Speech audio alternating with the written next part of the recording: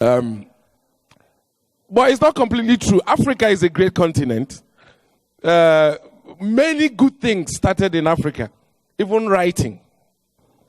Even writing started in Africa. It started in Egypt. Civilization started in Africa. Great continent, blessed. Nigerians are arguably some of the most educated immigrants in the world. Statistics show. We're also a very rich country. At some point, we were the world's 6th largest producer of oil. But Africa's biggest problem is leadership. You can't have everything. So in some parts of the world, God has punished with bad weather. Maybe our own punishment is bad leadership. Yeah. So we take it. But our people did well with oral tradition. Africa was an advanced society. Good system of government. Everything that it takes to be a superpower, Africa had. But we didn't manage it well, maybe. So some people came with better intelligence, came into Africa as missionaries, handed us Bibles and destroyed idols, converted us from our traditional way of worship to Christians, and we welcomed them because Africans are very welcoming. But we did not know that they had slavery in mind.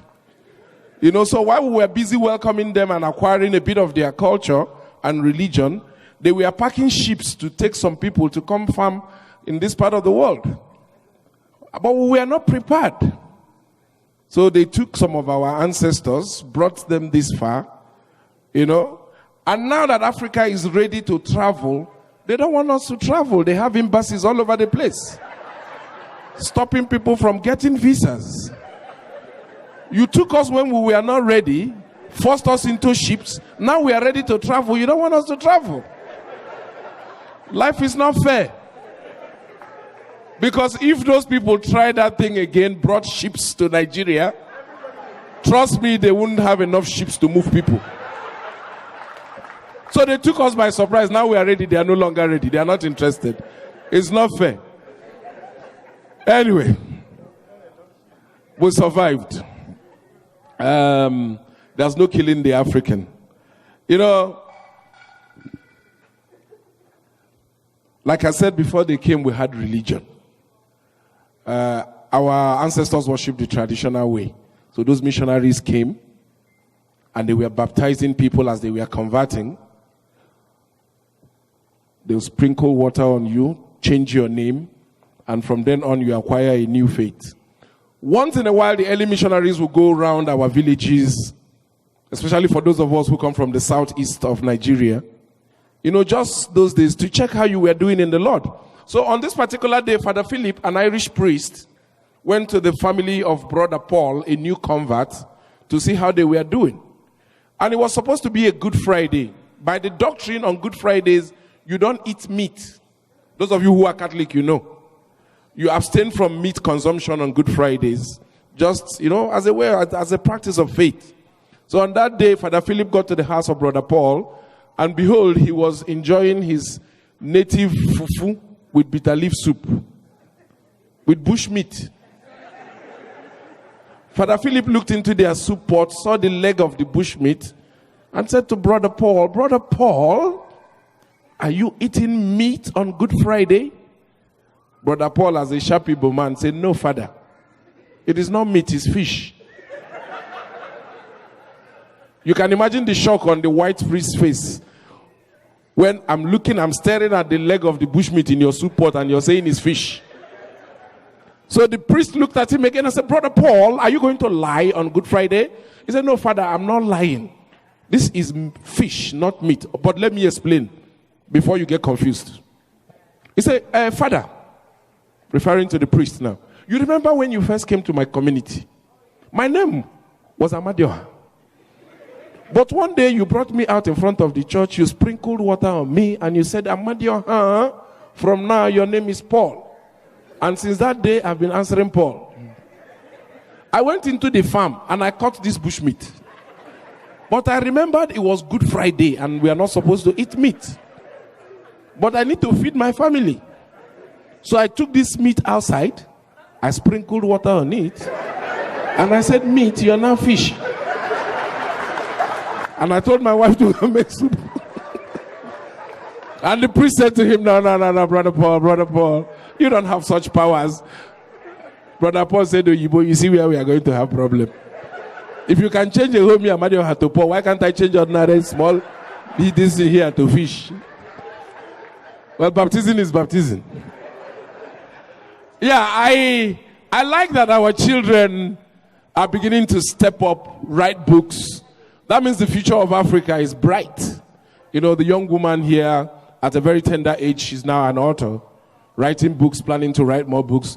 You know, news like that excites me. You know, but I also know that for you parents, it's difficult to raise children in this part of the world. You know, because I have my own family. My wife and kids live in Canada. And I know how tough it is, how parenting is tough, especially in this century. Because the children are now the new parents.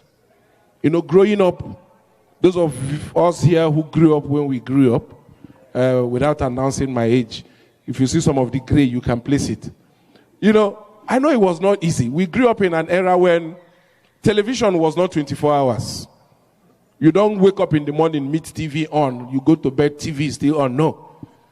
TV will start at 4, close at 12. Because the TV station, they will need to rest. That was when we grew up. And we didn't know that these things were teaching us patience. You wait for stuff. You don't just get stuff, you wait for it.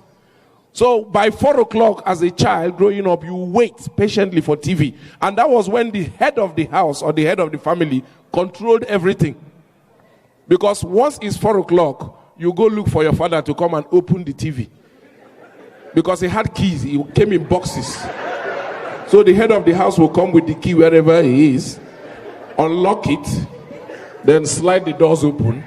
You can now watch TV. To watch TV was like a ceremony. You don't just every time you press something and TV comes on. No, you prepare for TV. Then you sit patiently, the national anthem will play, pledge will play, then you start watching. Then parental control was not something you set on your decoder or your set-top box. No, parental control was your parents sitting behind and you sitting on the floor. If you watch anything you're not supposed to watch, you get a knock. And you know, parents don't need to. Not like these days. You will talk and talk and talk. Your parents will only tell you things once. The second one, a knock will accompany it. That one is to engrave it permanently in your memory. So that next time when you hear, you will remember. You know, my father, a soldier at that time, he has no time for you. When you see his face, you correct yourself. So parental control was your parents seated on the sofa. Of course, you dare not sit on the sofa. Your position was on the floor. Chairs were reserved for parents. Floor for children. Then you sit and you watch. The owner of the house had power over the TV. Now I'm sure most of you don't even know where your remote control is. When you want to watch Junior, who is there? Where is the control? Can I watch my program? You're begging them to move from cartoon to news. So, no, then you don't try it. The remote was you. Your father was the controller. Because it's you. Go and turn on the TV. You go and turn on the TV. Go and increase volume. You go and increase volume. Go back and change the chart. You go back. So you were the remote and your father was the controller. It was job. And you will obey. You can't make noise. You will sit patiently and wait. And they will instruct you. So from common sense, you know what not to watch when your father is seated behind you. For instance, anytime we were watching TV, my younger sister and I, if there was a foreign program on, you see a young white male and a young white female discussing. Once they pause and begin to look at each other, it's our cue to get out. Because if by accident you are still there when they lock lips, the slap that will come from my father, you will think you're part of the kissing. So as we were watching, once they pause, I'll tell my sister, let us move. We'll leave. Because you already know what you're not supposed to see. And you see some of this training, you know, it still stayed with us. Because today, I'm watching TV, my kids are there. Once they begin to kiss, I'm the one who is feeling uncomfortable. And the kids are the ones who are so relaxed. Sometimes they even call your attention to it. Daddy, they are kissing. And imagine they hold me, I'm looking for where to hide. You know, but anyways, parents did well and we turned out right.